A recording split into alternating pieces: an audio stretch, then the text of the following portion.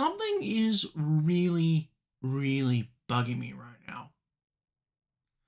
I can't help but think that Asia should be further ahead in its development than it actually is. When you look at recent outings on the international level as well as the overall stability of the region, you might be forgiven for thinking that this sub-region should be the beacon of what the rest of the APL should aspire to. And while it is the most put together and stable region of the three, Asia is still lacking in one crucial area: results. What is Asia missing that could help them take that next crucial step? Something that Oceania has now been able to do as of the Salt Lake City Major. As with my first video for Stage 1, we're going to be talking about all 8 teams in the Asia League and talk about results, changes, and narratives. Like with Oceania, Asia had more than 2 slots available for Challenger Series teams to join the Asia League for 2026, with 3 slots available instead of the usual 2. But unlike OCE, where the league is mostly unrepresented, Asia has the most teams fielding some semblance of representation throughout the entire league. So they have the support behind them, which should make them more competitive, in theory. So operators, welcome to Stage 1 of the 2026 Blast R6 Asia Pacific League's Asia subdivision. Why am I getting that wrong every single time? And we start with one of the newest orgs in Asia, HL Tori Esports. Picking up the former Dolphin Esports roster after the Challenger Series, Killers, Holas, Tenno, Chato No Mene, I think I got that right, I hope I did, and IGL Sunstrike were looking to make a splash with a strong start to their maiden Tier 1 season. However, Elevate had other ideas, as they would send the rookies down to the lower bracket in very short order. In their only other match of the bracket, Tori would actually win the first map against fellow Challenger Series team Unreal Nightmare, but would ultimately lose the series 2-1. If you take their debut match against Elevate out of the equation, Tori actually didn't perform half bad during kickoff. They were at least able to win one map during the bracket and didn't completely embarrass themselves with terrible numbers. If anything, we can see some solid foundations for Tori to build off of. I think they'll do okay in Stage 1, but only okay. But I am far less confident about Fury. After they dropped their seasoned and somewhat respected roster during the post-SI trade period, they decided to start from scratch with these guys. Dark, Farlord, Labyrinth, who fans might remember from the 1v1 Grand Final at SI, Piermin, and Roldini was a roster that didn't really look to set the world on fire, and unfortunately Kickoff was proof positive of that exact fact, as they couldn't even muster up more than 5 round wins over a total of 4 maps. Now, granted, their first match was against Weibo Gaming, and we all know how good that roster is, so we can forgive Fury there. But Daystar is another matter entirely, as they were closer to Fury's expected level, and they only won 3 rounds out of 17. Remaining unchanged going into the new stage, Fury have a lot of work to do if they want to regain their place in the mid-pack within Asia. To not go positive within either series they played in any capacity is not a good look. And we can't blame the kickoff format for their woeful stats either. You can still lose both games and have close competitive games. These were not even close. The only reason I'm not condemning this team just yet is because they've only been together for the last couple of months, and they're still largely rookies who haven't been in Tier 1 for too long.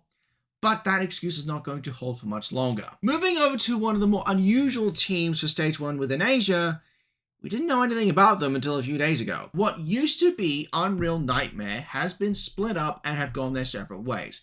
We did originally have an announcement of the Friendship LFL roster that was going to take Nightmare's place within the league for Stage 1 and onwards. But that has since been deleted and replaced with a new announcement tweet. The roster remains the same, but the boys have a new home in Saiken Company, consisting of former Unreal players K3 and Wagyu-Risen, Jogor and Moma, formerly of Elevate, as well as a couple of cross-regional pickups in Cardi from the CNL, and a Hong Kong-born NA Tier 3 player, Neon Light. This feels, for the most part, a safe and stable roster. That being said, I do have my concerns about it. The awkward thing for me is I can't really talk about the roster's results because it didn't exist during kickoff. By all accounts, this is a brand new roster. The only remnants of that old Unreal Nightmare roster are K3 and Wagyu-Risen, as well as the former support sub. Everyone else on that roster has gone off into the sunset. And if I'm being honest, I genuinely don't know where Psych and company are going to place during Stage 1 because of the amount of changes made during the off-season. For all we know, they could do what Enterprise did for OC and rocket up to the top. Or they could just crash and burn and go straight down to the bottom. I just don't know. They are an anomaly, but they are one worth watching. A roster that can be confirmed, however, is Elevate. And I feel like they're going from one bad move to another. After dropping their former import roster, thank God, following a disastrous 2026 SI campaign, they will pick up a new roster from all over the place. Barcode, NyQuil, Shibi, Momo, and Jogor.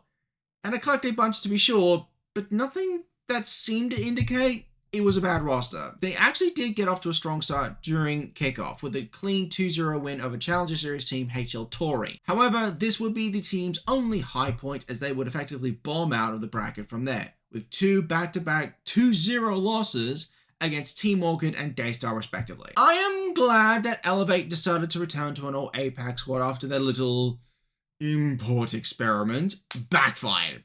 And I was curious to see what this roster could do if given a full stage to show their potential. However, we're not going to find that out as Jogor, Momo, and former coach Wumbo departed the org shortly after kickoff wrapped up. So for Stage 1 and beyond, Cooley and Andy from Panahune were drafted in as head coach and assistant coach respectively. Tolji was pulled out of retirement, and Hysterics was moved from sub to starter. If you're not following Elevate's hiring moves, don't worry, you're not the only one. I don't have a problem with Cooley and Andy as support staff. I want to make that clear right off the bat. It's Tolji and Hysterics where I have concerns. Tolji has not touched the game competitively in over 2 years, where he last played for, funnily enough, Elevate, and he retired from the top level in February 2024 just after SI wrapped up. And Hysterics hasn't been an active player for even longer than that. He last played for August roster tied in late 2022. That was before Blast came on board as the main tournament organizer for Siege. You're starting to see where I'm going with this. I want to say that Elevate is on the right track with this roster. I genuinely do.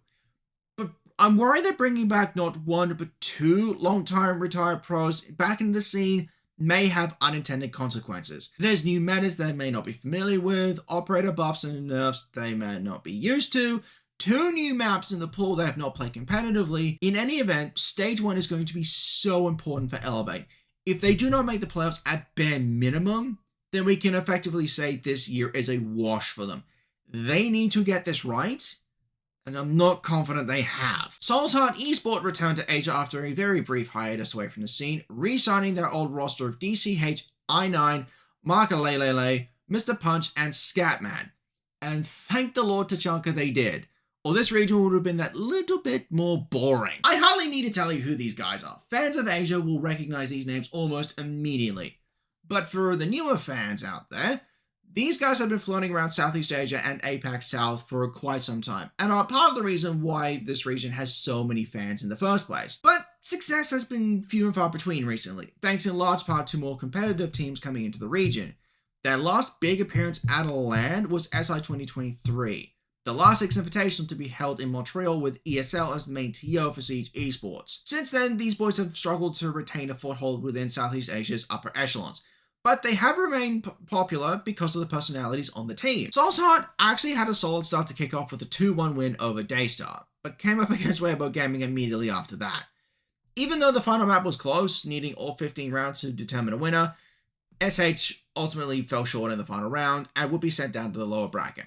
After they put Unreal Nightmares run to bed in a somewhat quick 2-0 manner, Soul's Heart would match up against the very same team they beat earlier in the bracket, Daystar. The chance to qualify for the Salt Lake City right around the corner, neither team could afford to slip up. Soul's Heart took the first map 7-5, but Daystar romped away with the second map 7-3, and held on in overtime to take the series 2-1, putting an end to Soul's Heart's kickoff campaign. While I don't think Soul's Heart are too far off returning to a LAN event in the near future, they do have one hell of a mountain to climb. The creation of so many top teams within Asia has made it all the more difficult to stand out on your own. Soul's Heart certainly have the experience to be amongst the best within Asia, but with only one slot available for EWC, they need to put in the work if they want to make their triumphant return to a LAN event. And as much as I love these guys, that return won't likely be happening this stage. And unfortunately, the same applies to Team Orchid's new roster, who were the ex-Fury roster that got dropped earlier in the year. All this roster shifting is doing my head in. I need a nap. This is actually the Org's second attempt at a Siege roster within Asia. Their first one consists of the likes of MC, Songler, and Jackie Wu, only lasted the one stage before they pulled the plug. This time out though, it looks like Orchid are in it for the long haul, which is a very good thing because this roster is actually pretty good. Like with Soul's Heart's roster, Crit J, Exolotic, Lycolis, Peepster, and BG Man have been mostly together over the last couple of years, and have also been unable to find any consistent success within Southeast Asia over that same time period. 2026 was actually a good start for him with back-to-back 2-0 wins over HL Torii Esports and the new Elevate roster respectively. Whether it was because they were playing with a chip on their shoulder or they were trying to prove a point to their former employers, Team Orchid made it all the way to the upper bracket final without dropping a map. That is until they came up against Weibo Gaming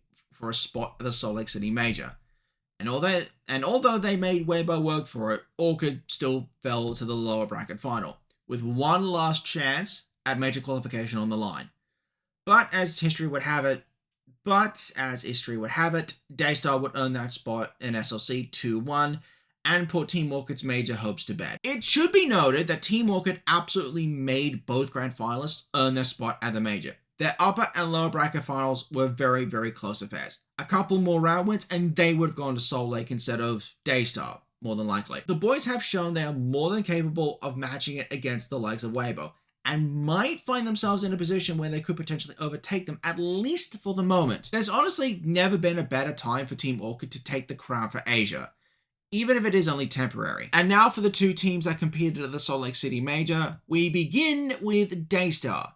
They certainly earned their major spot the hard way, but they failed to impress when they got there. Despite a respectable run at SI that saw them make it out of groups, Daystar decided to move Joe Gore to the bench and eventually release him so he could join Elevate's new roster, which didn't last long. In his place, returning pro player Bin Bin was brought in to fill the gap, which was an interesting choice when you consider that he last played on Direwolves back in late 2024. Now, I know it's not an uncommon thing for some players to be inactive for a lengthy stretch, especially in this current climate, but we have seen this kind of thing backfire more often than not. And it looked like it might be that way when Daystar lost their first match in kickoff against Soulside, putting them at risk of a first round elimination. But they would run the lower bracket gauntlet all the way up to the grand final, essentially making them the Grim Reapers of kickoff. They couldn't even come close to Weibo during the grand final, but they had already qualified to the Salt Lake City Major.